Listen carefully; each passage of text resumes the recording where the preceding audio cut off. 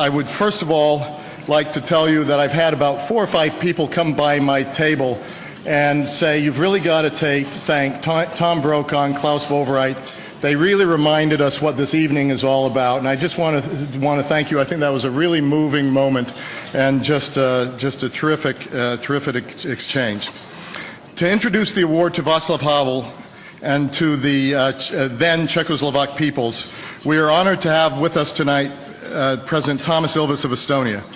President Ilves' own life story tracks the Cold War and the end of the Soviet Empire. He was born in Swedish exile of Estonian refugees and educated in the United States before returning to Estonia to become part of its freedom struggle. Again, one of the introducers deserves an award in his own right, as well as do the Estonian people. President Ilves, it's an honor to call you to the stage.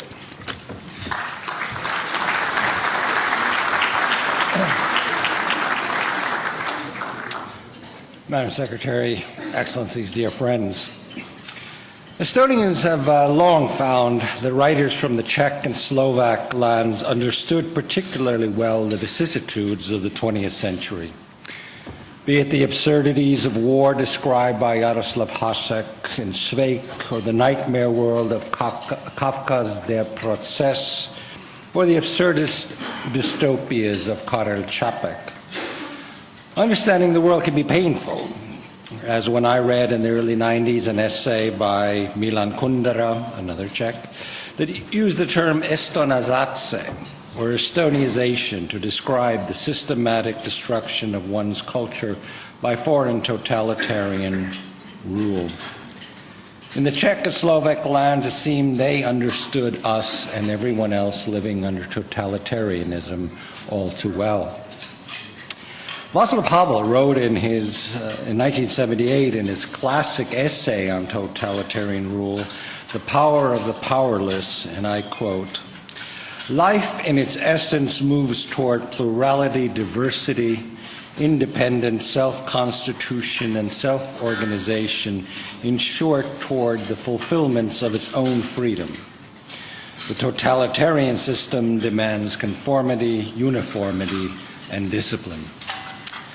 What better way to stand up to conformity, uniformity, and discipline than through bohemian, in all senses of the word, freedom of one's own spirit? And what place exemplified this better in 1989 than Václav Havel's theater, the Magic Lantern, one of the many rebirth places of democracy in the 20th century? A mixture of the Athenian Agora, the Roman Forum, Independence Hall in Philadelphia, the Globe Theater, Monty Python's Circus, and Ken Kesey's Merry Pranksters Bus further. The Magic Lantern was a theater, yet it was far more real and alive than the totalitarian world that surrounded it. A magical place, a lantern for the Democrats of then Czechoslovakia, who in the course of 24 days toppled the sluggish, thuggish, and stagnant communist regime that had stifled that same vibrant, so modern and European culture of Hasek, Čapek, and Kafka, crushed the democratic spirit of Thomas Masaryk in the Prague spring of 1968. And at the center of the Magic Lantern was Václav Havel. 24 days that shook not the world, but brought a velvet, non-violent curtain down on a theory of ruling the human spirit that had left millions dead and millions more in spiritual chains.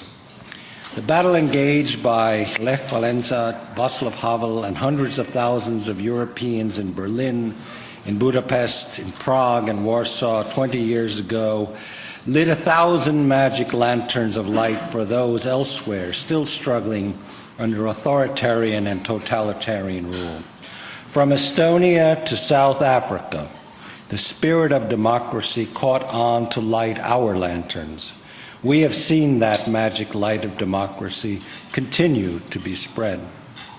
And it continues to inspire with revolutions for democracy across the globe that all take as their touchstone the Velvet Revolution. Yet we have seen that history is still with us, that the stultifying hand of authoritarianism has not been stayed. No longer do we see democracy qualified as socialist, but as managed. Again, we hear that democracy and human rights are not universal, but rather a matter of where you live. It is no accident that Vaclav Havel continues to stand up for democracy and human rights, be they trampled upon in Cuba or in Burma. Thus, it is a special privilege to present this award to Vaclav Havel, or more accurately, his representative, Sasha Vondra, and to the people of the Czech Republic and of Slovakia.